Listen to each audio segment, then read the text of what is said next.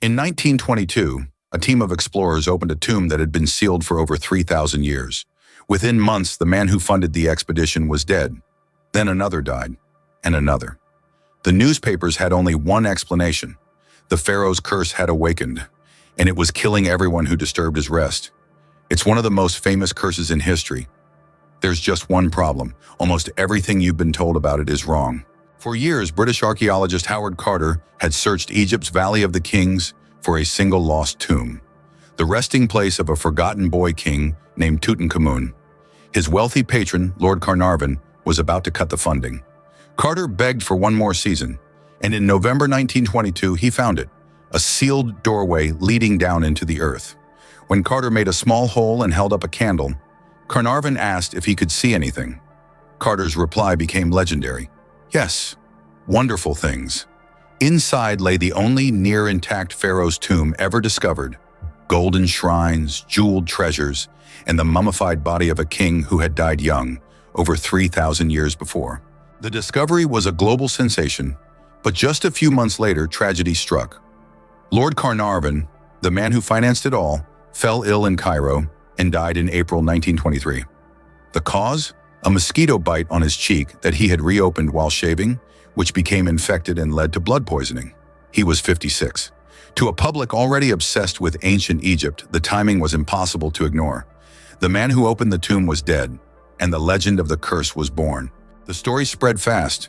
It was said that at the exact moment Carnarvon died, the lights across all of Cairo went out, that back in England, his dog howled and dropped dead in the same instant. As more people connected to the excavation passed away over the following years, each death was added to the curse's body count. The message seemed clear. Disturb the pharaoh, and you will pay with your life. But here's where the story turns, because the curse wasn't ancient at all. There was no curse inscribed inside Tutankhamun's tomb. The warning everyone quotes, "Death comes on swift wings to he who disturbs the king," does not appear on its walls. So where did the curse actually come from? Not from ancient Egypt. From a novelist. Best-selling author Marie Corelli, a believer in the supernatural, publicly speculated that anyone breaking into a sealed tomb would face dire punishment. Newspapers, hungry for a dramatic story to sell papers, seized on it. The press didn't just report the curse, they invented it. And when scientists actually examined the claim, the curse fell apart completely. Consider the numbers. Of the 58 people present when the tomb and sarcophagus were opened, only 8 died within the next 12 years. The rest lived on. And the most important survivor of all? Howard Carter himself, the man who physically opened the tomb, who should have been the curse's #1 target. He lived nearly 20 more years, dying in 1939 of natural causes. Lord Carnarvon's daughter, Lady Evelyn, one of the very first people to step inside, lived another 57 years. In 2002, the British Medical Journal ran a formal study of everyone Carter identified as being present. The conclusion, no link whatsoever between exposure to the so-called curse and an early death. But what about a real physical explanation? Some researchers propose that sealed tombs could harbor ancient molds and bacteria, toxins that might sicken those who breathe them after thousands of years. It's a genuinely interesting idea. Certain mummies have been shown to carry potentially harmful mold species.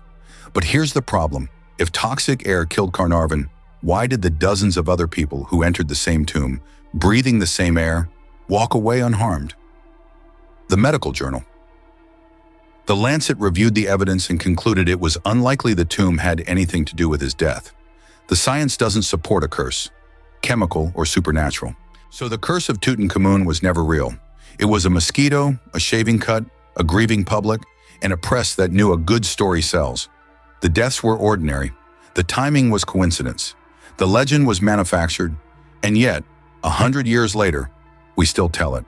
We still feel that shiver when the tomb door opens on screen.